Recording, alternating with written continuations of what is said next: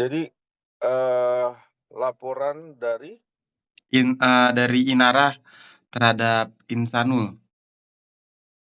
kalau informasi terakhir ya yang saya dapat itu, Inara udah buat, pencabutan laporan Mhm, pencabutan laporan di Polda, mhm. dan suratnya juga sudah masuk oleh lawyer-nya atau pengacaranya, Inara ya kemarin ya. Jadi informasi seperti itu, suratnya juga sudah ada di lawyer-nya katanya. Nah Mhm. mungkin hari Senin sudah bisa dimasukkan ke, apa namanya, baik itu ke penyidik maupun ditujukan ke direktur kriminal umum ya. Oh, oke, berarti artinya, kan baru wawancara polisi beberapa waktu lalu, nggak lama kemarin ya Pak Reonal, AKBP Reonal Simanjuntak itu mengatakan belum belum cabut. Berarti emang secara resmi belum ya Bang ya? Cuman secara verbal udah ya Bang ya artinya Bang? Iya, jadi, mungkin secara garis besar ataupun surat resminya baru hari Senin kayaknya gitu, karena baru di ini kan, apa namanya, baru disampaikan secara resmi kan gitu kan. Hmm. Memang harus secara surat itu, Oh, menyatakan memang sudah adanya, eee, perdamaian ataupun sudah tidak lagi ada tuntutan ataupun laporan itu dinyatakan untuk dicabut gitu. oke. Bang, terkait CCTV Bang, yang, diduga diperjualbelikan Bang, betul betul gak sih Bang Mawa terlibat Bang dalam itu Bang, dalam hal itu? Iya, kalau bicara terlibat itu kan bagian proses ya nantinya akan Mhm, dilihat pengembangannya ya. Yang terutama adalah bagaimana, CCTV itu awal itu bisa diambil dari, dari apa namanya, dari kantor ataupun, CCTV yang ada di kantornya, Inara kan. Nah itu yang terpenting, kan pengambilan daripada SIM card atau dugaan SIM card ataupun masuk untuk bisa diambil dan di-copy itu yang jadi problem-nya, yang jadi masalah itu. Nah, mmm, mungkin nanti pengembangannya nanti diurut kan, dari mhm, situ terus, seperti apa, eee, apakah itu asli langsung di-copy ataukah diedit, habis diedit langsung disebarkan ke siapa, ke A, ke B, ke C. Nah, itu runtutan itulah nanti, peristiwa runtutan mmm. daripada hasil yang sebenarnya dia nggak boleh melakukan tindakan, eee, yang dugaan kita illegal access ya. Tapi, bagaimana sih Bang akhirnya, menuding, Mawa itu, terlibat Bang? Apakah ada bukti atau seperti apa Bang? Iya, kalau bicara Mawa terlibat itu kan nanti bisa dilihat dari prosesnya, kalau nanti ada indikasi itu masuk, dia terima apa, rekaman itu. Oke, Nah, ini kan bukan masalah keterlibatan, tetapi apa sih motifnya, bagaimana sih bisa terjadi seperti itu kan gitu. mhm, Tentunya kita nggak bisa berandai-andai karena pihak Barreskrim saat ini juga sudah mengantongi beberapa orang untuk bisa dipanggil dulu, dimintai keterangan kan. Dari runtutan keterangan ini nanti bisa membuahkan satu peristiwa yang sebenarnya. Apakah di sini ada permufakatan jahat? Apakah di sini ada bentuk, eee, deal-deal-an, ya kan? Nah, itu bagian dari permufakatan jahat itu sendiri. Kita kan mmm, nggak tahu nih, ataukah di sini ada jual beli, ya. Jual beli ini kan bisa jual beli secara langsung, bisa jual beli secara tidak langsung. Kalau di dalam prakteknya jual beli itu adalah bentuk, oh dia punya barangnya, nanti bisa dijadikan satu projek dan lain-lain. Nah, itu seperti itu. Tapi mhm. inilah praduga-praduga yang muncul yang tentunya nanti akan, diaplikasikan secara nyata nanti di dalam faktanya, gitulah. Mmm. Bang, mungkin, bukti seperti apa Bang yang akhirnya apa Bang, punya bukti gak sih Bang? Karena di sini, di salah satu, judul berita kan ada Insanul klaim punya bukti Mawa terlibat dalam penyebaran videonya. Mungkin itu buktinya seperti apa Bang? Eee, saya nggak bisa bicara terlibat itu kan bagian rangkaian cerita. Iya. Tetapi kalau bagian terkena terhadap pasal yang disangkakan, Mmm, saya belum melihat itu, ya. mmm. Tapi kalau dia sebarkan lagi ke orang lain terus itu menjadi konsumsi publik, itu yang jadi problem.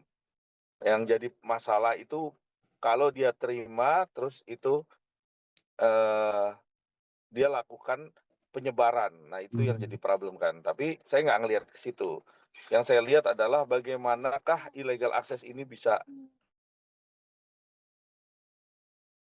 kalau memang itu ada tentunya polisi harus menindak siapa pelaku illegal access ini kan gitu.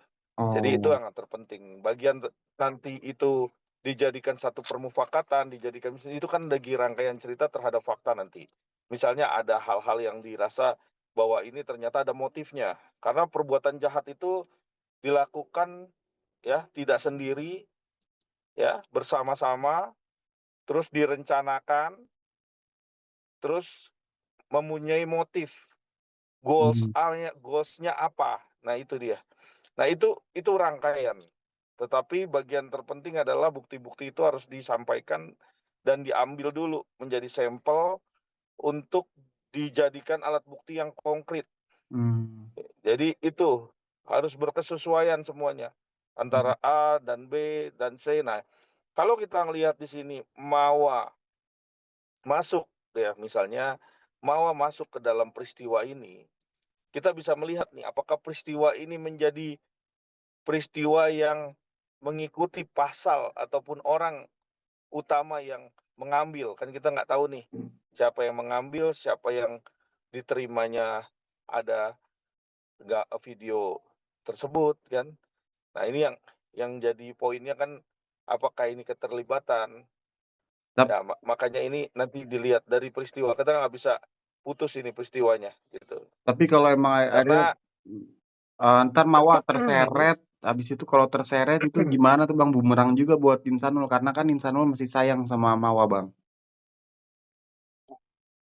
iya, bagian terpenting itu kalau saya bicara dengan Insanul kemarin, Insanul tuh pengen melihat sebenarnya peristiwa apa sih yang terjadi terhadap adanya dugaan illegal access ini. Yang Mmm. terpenting Insanul mau dibuka seterang-terangnya tentang pengambilan dari gambar CCTV di tempat Inara, terus adanya rangkaian cerita orang-orang tersebut, dan orang-orang tersebut ada hal-hal lain ya yang diduga itu melakukan suatu permufakatan. Itu Mmm. aja. Jadi Mmm. kalau memang nanti polisi melihat di situ bisa mengecek seluruhnya, nah itu kan nanti bakal terlihat tuh. Apakah di situ ada unsur bisnis, Oke. ya? Apakah di situ ada unsur deal-dealan? Mmm. Nah, dibuktikan juga dengan bagaimana tuh nanti rekeningnya, handphonenya, semuanya. Nah Bang, diduga kuat ini itu. manajemen ya, Bang, ya? Diduga Mhm. kuat orang manajemen ya? Manajemen Inara ya, Bang? Iya, dugaannya manajemen. Tetapi kan semua tuh kan harus berdasarkan bukti. Kita nggak boleh Mmm. liar kan, atau faktanya belum pasti jelas terus akhirnya nanti terjadinya, spekulasi-spekulasi ya. Ad Jadi kalau dugaan-dugaan itu merajuk kepada buktinya nanti, karena penyidik juga udah ngantongin, udah orang-orangnya siapa aja, nanti pasti akan dilakukan pemanggilan dulu. Setelah itu dicocokin, dan kedua nanti mulai pengembangan di proses sidik. mmm. Karena ini harus, kita juga udah bersurat juga nih mau lakukan persurat Iya. buat proses hukum ini apakah agar terang juga kan, Oh. dikawal dengan media juga. Jadi kita pengen ngebuka ada apa sih sebenarnya peristiwa terhadap ini gitu loh. Karena ini Oke. nggak berdiri sendiri cuman ngambil terus sesimpel itu enggak, tapi ada beberapa poin yang di sini memanfaatkan suatu keadaan, tetapi kan kita nggak bisa bicara saja di sini, tapi kan harus ada buktinya, Mhm. seperti itu. Kak, kalau untuk, ada hubungan nggak sih Bang, manajemen dengan, Virgon, Bang? Iya, kalau memang ada hubungan atau tidak, itu tergantung nanti di dalam pengembangan, ya. itu ditolak atau tidak mengakui itu tidak problem atau tidak menjadi satu masalah, tetapi nanti pada proses sidik semua akan terbuka sendiri.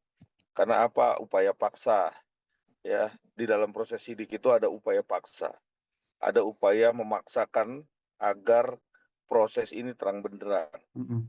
Pemanggilan itu adalah bagian verifikasi dan konsultasi terhadap integrasi orang-orang yang dipanggil. Mmm. Tetapi bagian terpenting adalah begitu nanti naik sidik, tentunya barang-barang yang berkaitan, orang-orang yang benar-benar mempunyai kompeten terhadap kasus ini harus dipanggil secara ini ya, cakap hukum ya, Mhm. secara langsung ya, Mhm. datang. Kalau Mhm. enggak ya 1 kali, 2 kali ya dijemput ya. Iya betul. Dan kalau enggak juga barang-barang handphone-handphone yang keterkaitan, baik itu rekening dan lain-lain itu nanti dicek semua. Kenapa? Karena dalam proses hukum ini kan kita melihat motifnya. Apakah ada satu permanfaatan terhadap kasus ini kan gitu, dilihat di sini. Tapi Jadi seperti itu mhm. Mas Eki. Tapi sejauh ini, udah ada apa, dari 6 kan 6 ya, 6 saksi yang disodorkan, ya kan ya, Bang, ya? Lalu, eee, Iya. lalu dari 6 itu nggak ada nama Virgon sama sekali ya, Bang, ya?